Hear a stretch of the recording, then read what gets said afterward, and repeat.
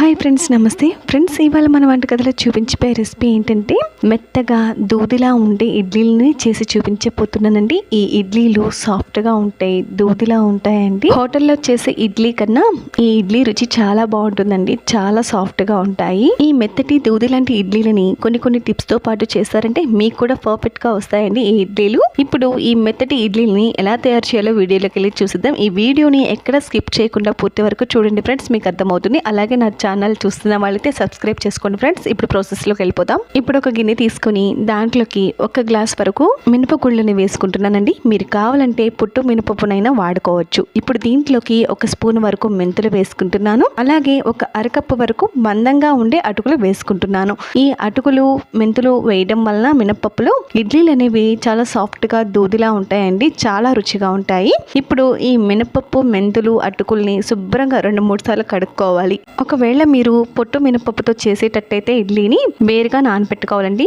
పొట్టు మినపప్పు ఒక దాంట్లో, అటుకులు మెంతులు ఒక దాంట్లోకి వేరువేరుగా సపరేట్గా నానపెట్టేసుకోవాలి. ఇదిగోండి, ఇక్కడ కడుక్కున్న నీళ్ళని వంపేసేసుకొని మళ్ళీ మంచి నీళ్ళు పోసేసుకొని మూత పెట్టేసుకొని ఒక 4 గంటల సేపటి పాటు నానపెట్టేసుకోవాలి. 4 గంటలు సరిపోతుందండి నానడానికి. చూడండి ఫ్రెండ్స్, 4 గంటల తర్వాత మీకు మూత తీసి చూపిస్తున్నాను. చూడండి, ఇక్కడ మినపగుళ్ళు అటుకులు మెంతులు చక్కగా నానిపోయాయి కదా, చూసారా? ఇప్పుడు వీటిలో ఉన్న నీళ్లు ఉన్నాయి కదా, వీటిని వంపేసేసుకోవాలి.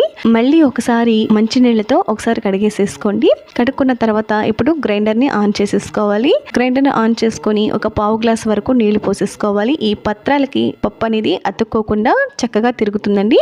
ఇప్పుడు మనం కడిగి ఉంచుకున్న మినపప్పుని ఈ గ్రైండర్లో వేసేసుకోవాలి. ఫ్రెండ్స్, మీరు కావాలంటే ఈ మినపప్పుని మిక్సీలో అయినా గ్రైండ్ చేసేసుకోవచ్చు. కాకపోతే మామూలు నీళ్లు పోయకుండా కూలింగ్ వాటర్ పోసారంటే ఇడ్లీలు సాఫ్ట్గా వస్తాయండి. ఇదిగోండి, పప్పు వేసుకున్న తర్వాత ఈ విధంగా గరిటతో చుట్టూ ఉన్న మినపప్పుని కూడా ఒక చోటుకి చేర్చుకోవాలి. 1/4 గ్లాస్ వరకు నీళ్లు పోసేసుకుని ఈ ఇడ్లీ పిండిని మెత్తగా రుబ్బుకోవాలండి. ఈ లోపల రవ్వని నానపెట్టేసుకున్నాము.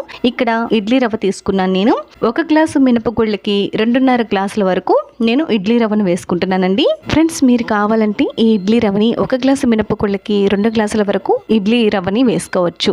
2 గ్లాసులు రవ్వ వేసుకున్న 2.5 గ్లాసులు రవ్వ వేసుకున్న ఇడ్లీలు అనేవి సాఫ్ట్గా మృదువుగా టేస్టీగా ఉంటాయండి. ఇప్పుడు ఈ ఇడ్లీ రవ్వని శుభ్రంగా 2-3 సార్లు మురికిపోయేంత వరకు కడుక్కున్న తర్వాత మంచి నీళ్లు పోసేసుకొని ఒక అరగంట సేపటి పాటు ఇడ్లీ రవ్వని నానపెట్టేసుకోవాలి. మీరు కావాలంటే మినపప్పుని నానపెట్టేసుకునేటప్పుడు ఈ ఇడ్లీ రవ్వను కూడా నానపెట్టేసుకోవచ్చు. ఇదిగోండి, ఒక అరగంట సేపటి తర్వాత ఇడ్లీ రవ్వ నానిపోయింది కదా. ఇప్పుడు ఈ ఇడ్లీ రవ్వని శుభ్రంగా ఈ విధంగా గట్టిగా చేత్తో పిండేసేసుకొని ఈ రవ్వని ఒక గిన్నెలోకి అయితే మనం పెట్టేసుకోవాలి. ఇదిగోండి, ఇడ్లీ రవ్వని పిండేసుకుని ఒక గిన్నెలోకి అయితే పెట్టేసుకున్నాను. ఇదిగోండి, చూడండి ఫ్రెండ్స్, ఇక్కడ మినపప్పు అనేది చక్కగా మెత్తగా నలిగిపోయింది కదా.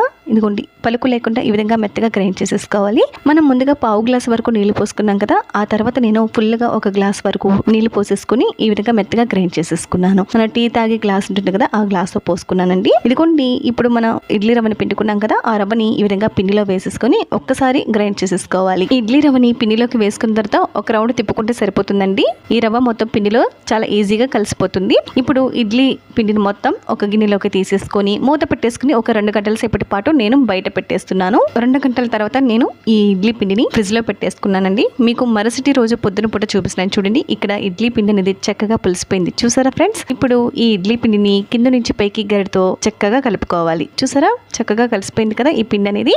ఇలా ఇడ్లీ పిండిని ఒకసారి కలుపుకున్న తర్వాత మీరు ఇడ్లీలు ఎన్ని ప్లేట్లకు వేసుకోవాలనుకుంటున్నారో అన్ని ప్లేట్లకు సరిపడా ఇడ్లీ పిండిని వేరే గిన్నెలోకి తీసేసుకోండి. నేను ఇక్కడ 2 ప్లేట్లకు సరిపడా ఇడ్లీలు వేస్తున్నానండి, అందుకని కొంచెం పిండిని వేరే గిన్నెలోకి తీసేసుకొని ఒక 1/2 స్పూన్ వరకు సాల్ట్ వేసేసుకొని ఈ పిండిని ఈ విధంగా కలిపేసేసుకుంటున్నాను. ఈ ఇడ్లీ పిండి కన్సిస్టెన్సీ అనేది ఈ విధంగా ఉండాలండి. నేను దీంట్లో మళ్ళీ అసలు నీళ్లు పోయనే లేదు, మనం పిండి రుబ్బుకున్నాం కదా, ఆ నీళ్లే సరిపోయాయండి. ఇప్పుడు ఇడ్లీ ప్లేట్లని శుభ్రంగా కడుక్కోవాలి. మీకు ఇష్టమైతే నూనె కానీ నెయ్యి కానీ ఈ ప్లేట్లకి అప్లై చేసేసుకొని మనం తీసుకున్న పిండిని ఈ విధంగా ఇడ్లీల కింద వేసేసుకోవాలి. ఇక్కడ ఇడ్లీ ప్లేట్లని కడుక్కొని ఇడ్లీలు వేసుకున్న, నూనె కానీ నెయ్యి కానీ అప్లై చేసుకుని ఇడ్లీలు వేసుకున్న, ఇడ్లీలు తీసేటప్పుడు చక్కగా నీట్ గా వస్తాయండి. ఇదిగోండి, ఇక్కడ 2 ప్లేట్ల వరకు ఇడ్లీ పిండిని ఇడ్లీలా వేసుకున్న తర్వాత ఇడ్లీ పాత్రలో ఒక పెద్ద గ్లాస్ వరకు నీళ్లు పోసేసుకున్నాను.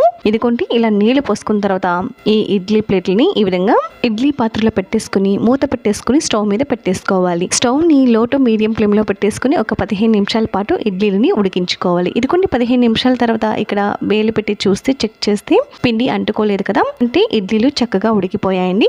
ఒకవేళ మీకు ఇడ్లీలు పచ్చిగా అనిపిస్తే కనుక మరొక 2 నిమిషాల పాటు ఇడ్లీలు ఉడికించుకోండి, సరిపోతుంది. అలాగే ఇడ్లీ స్టాండ్ని బయటకు తీసుకున్న తర్వాత 2 నిమిషాల పాటు అలా వదిలేయండి. ఇలా 2 నిమిషాల తర్వాత ఈ స్పూన్ని ఈ విధంగా నీళ్ళలో ముంచేసేసుకొని ఇడ్లీలు తీసుకుంటే చాలా నీట్గా వస్తాయండి, తొనగకుండాను. ఇప్పుడు తీసుకున్న ఇడ్లీలని ఒక ప్లేట్లోకి సర్వ్ అవుట్ చేసుకుందాము. నేనైతే ఈ ఇడ్లీలని అరిటాకులోకి పెట్టేసుకుంటున్నానండి. ఈ ఇడ్లీలని పల్లీ చట్నీ, అల్లం చట్నీ, కారపొడిలోకి నెయ్యి వేసుకొని తింటే చాలా బాగుంటాయండి.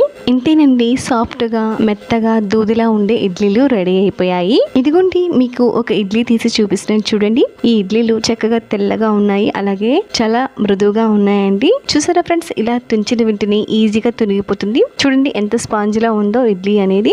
అంతేకాకుండా ఈ ఇడ్లీల మీద నెయ్యి రాసుకొని ఈ ఇడ్లీలు తింటే నోట్లో వెన్నలా కరిగిపోతాయండి. అంత టేస్టీగా ఉంటాయండి ఈ ఇడ్లీలు. ఫ్రెండ్స్, మీకు కూడా ఈ ఇడ్లీలు దూదిలా రావాలంటే మినపప్పులో అటుకులు, మెంతులు కలిపి పిండిని గ్రైండ్ చేసేసుకొని ఇలా ఇడ్లీలుగా వేయండి. మీకు కూడా పర్ఫెక్ట్ గా వస్తాయి, చాలా టేస్టీగా ఉంటాయండి. ఫ్రెండ్స్, ఈ రెసిపీ నచ్చినట్లయితే ఒక లైక్ చేయండి, మీ ఫ్రెండ్స్ కి బంధువులకి షేర్ చేయండి. మరిన్ని టేస్టీ అండ్ సింపుల్ రెసిపీస్ కోసం నా ఛానల్ని తప్పకుండా సబ్స్క్రైబ్ చేసుకోండి. అలాగే గంట సింబల్ని యాక్టివేట్ చేసుకొని నేను చేసే వీడియోలని మీకు ముందుగానే వచ్చేస్తాయండి.